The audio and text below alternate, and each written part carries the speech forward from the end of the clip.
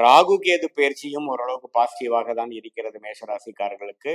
அதே சமயத்துல சனி வந்து நெகட்டிவா நம்ம 7 நாட் சனி வருதுங்கிறது பயப்பட வேண்டியதில்லை. 7 நாட் சனிங்கிற சனி வரும்பொழுது விரய சனியில வந்து அதிகமான முயற்சிகள், அது பொருளாதாரம் முதலீடா இருந்தாலும் சரி, அதிக உழைப்பு போடுறதா இருந்தாலும் சரி, அதிகமான அலைச்சல்கள் இருந்தாலும் சரி, அது மாதிரி கொடுத்து ஜென்ம சனியப்போ அதை ஜெயிக்கக்கூடிய ஒரு விஷயத்துக்காக போராடுவதும், பாத சனியில வந்து போட்ட உழைப்புக்கும் தகுந்த ஊதியத்தை, வருமானத்தையும், அந்த ப்ரோக்ரஸையும் பெறக்கூடிய அமைப்பாக அந்த 7.5 வருடங்கள் வந்து மனுஷனுக்கு வருதுங்க.